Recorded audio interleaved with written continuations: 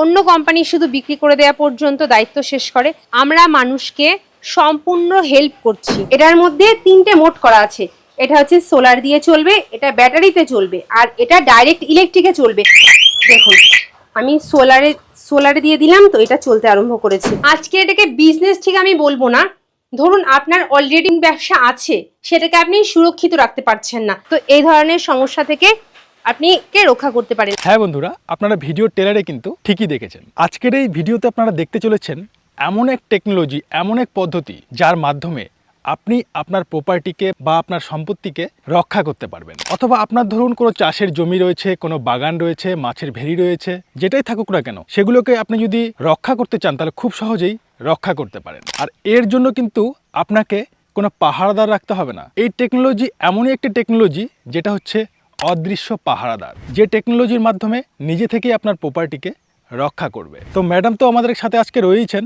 ম্যাডামের কাছ থেকে আমরা এই টেকনোলজি সম্বন্ধে এবং এই পদ্ধতি সম্বন্ধে বিস্তারিতভাবে জেনে নেব। ভিডিওটি শুরু করবার আগে আপনাদের কাছে একটাই রিকোয়েস্ট, আপনারা যদি এখনও পর্যন্ত আমাদের এই চ্যানেলটিকে সাবস্ক্রাইব করে না থাকেন তাহলে সাবস্ক্রাইব করে অবশ্যই আমাদের পাশে থাকবেন।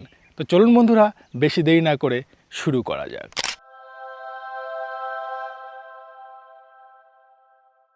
ম্যাডাম, আমাদের ইউনিক বিজনেস আইডিয়া চ্যানেলে আপনাকে স্বাগত। প্রথমে যদি দর্শক বন্ধুদের আপনার নাম আর প্রতিষ্ঠানের নামটি একটু বলে দেন। নমস্কার, আমি সুনন্দা। আমাদের প্রতিষ্ঠানের নাম পুরুষোত্তম মেশিনারি, আর এটা নদিয়া জেলার শান্তি। তো আপনাদের এখানে যদি কেউ আসতে চান তাহলে কি করে আসবে? যদি কেউ শিয়ালদা থেকে আসে তাহলে শান্তিপুর লোকালে শান্তিপুরে নামবে। শান্তিপুর স্টেশন থেকে 5 মিনিটের রাস্তা, বাইগাছি মোড়।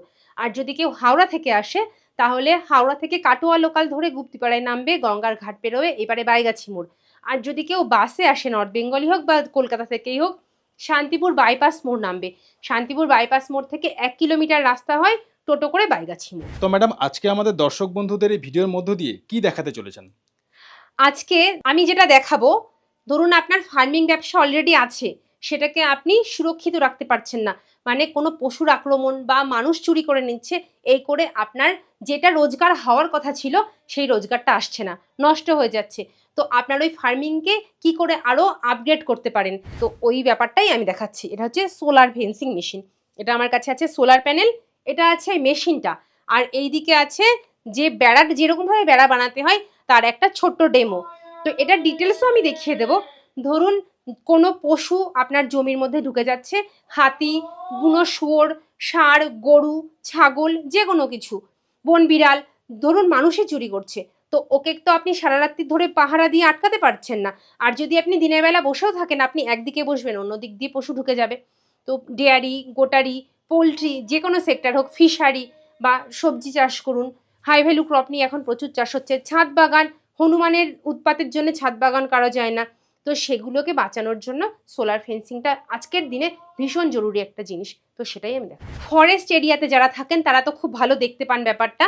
বন থেকে হাতি, বাঘ, বিভিন্ন রকম বড় বড় হিংস্র জন্তু বেরিয়ে আসছে, আর গ্রামের মধ্যে ঢুকে গিয়ে গ্রামের মানুষদেরকে এফেক্টেড করছে, গরু নিয়ে চলে যাচ্ছে, মানুষকে মেরে ফেলছে। তো ফরেস্ট এরিয়াতে গোটা জায়গা ধরে ফেন্সিংয়ের ব্যবস্থা থাকে, এই সোলার দিয়েই করা হয়, কারণ এটা গভর্নমেন্টের অ্যাপ্রুভ। তো যেখানে যেখানে করার নেই সেই জায়গাগুলোতেও আপনারা চাইলে এটা করে নিতে পারেন, তাতে আপনাদের গ্রামকে আপনারা সুরক্ষিত রাখতে পারবেন, নিজের জীবনকে সুরক্ষিত রাখতে পারবেন। তো ম্যাডাম, এই পুরো প্রসেসটি, পুরো সিস্টেমটি কিভাবে কাজ করে যদি একটু দর্শকদের দেখিয়ে দেন তাহলে ভালো হয়।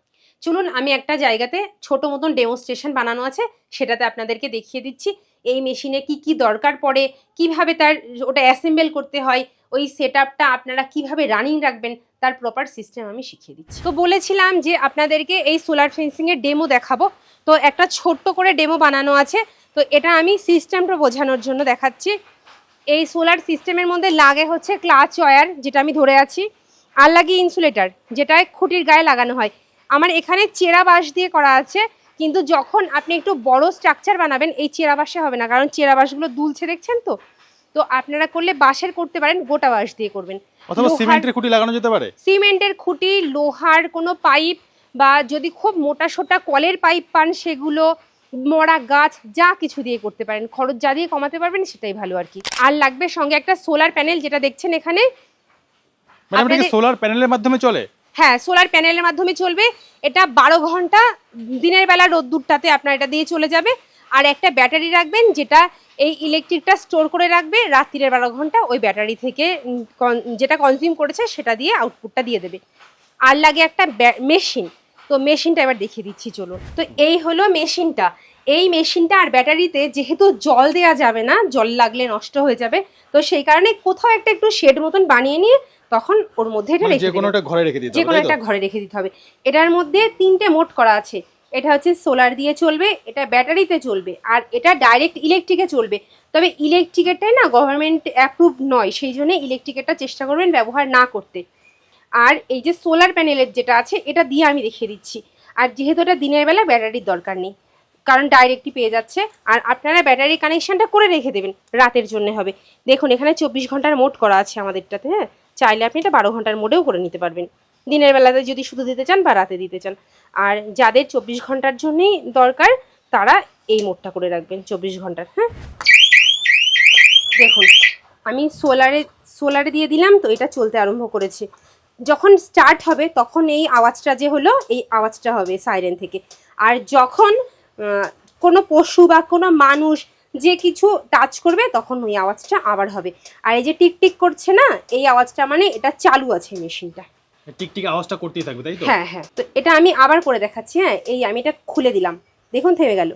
তো সোলার প্যানেলটা এখন যেহেতু খুব রোদের টাইম, এটা সোলারের কানেকশনটা রয়েছে, যেই দেবো সোলারের কানেকশনের মধ্যে দেখবেন আবার আওয়াজটা হবে।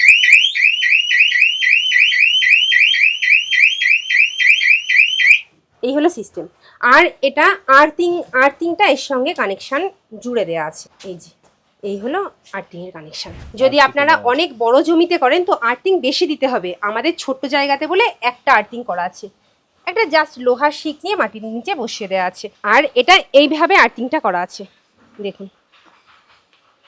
ওই কানেকশনটা খোলা আছে বলে আমি ধরেছি, আমাকে ঝটকা দেয়নি। আমি সোলার প্যানেলের কানেকশন খুলে দিলাম, দেখলেন না? আর এই প্রত্যেকটা তারের সঙ্গে এমনি করে আর্থিংটা দিয়ে দেবেন, দেখবেন একটার সঙ্গে আরেকটা আমরা জুড়ে রেখেছি। এই হলো সিস্টেম এই জোড়ার। আর এইটাই নিয়ে গিয়ে মেশিনের মধ্যে লাগিয়ে দেওয়া আছে। ম্যাডাম এখানে তো আপনি অল্প একটু জায়গায় একটু ডেমো করে রেখেছেন, হ্যাঁ, জাস্ট দেখানোর জন্য। হ্যাঁ। তো কতটা জায়গা কভার করা যেতে পারে একটা মেশিনে? এখন যে মেশিনটা দেখালাম এই মেশিনটা দিয়ে 30 থেকে 40 বিঘা জমি কভার করতে পারবেন একটা মেশিনে। তো যদি মনে করেন যে কেউ আরেকটু ছোট জমিতে করবেন, এই মোটামুটি 15-20 বিঘার মতো, তার জন্য আরেকটা ছোট সাইজের মেশিন হয়। আর যদি আরও এর চাইতে লার্জ স্কেলে করতে চান তার জন্য এর চাইতে আরেকটু মানে হাই ক্যাপাসিটির মেশিন হয়। তো কারা কারা এই সিস্টেমটা ব্যবহার করতে পারে? যারা ছাদ বাগান বানিয়েছে, বাড়ির ছাদ ঘেরার জন্য ব্যবহার করতে পারে। যারা হাই ভ্যালু ক্রপ নিয়ে চাষ করছে তারা ওখানটায় নিজের চাষের জমিকে সুরক্ষিত করার জন্য করতে পারে। যারা ডেয়ারি, গোটারি, পিগারি, পোলট্রি এই সমস্ত ফার্মিং করছে তারা তাদের ফার্মকে সুরক্ষিত করার জন্য করতে পারে।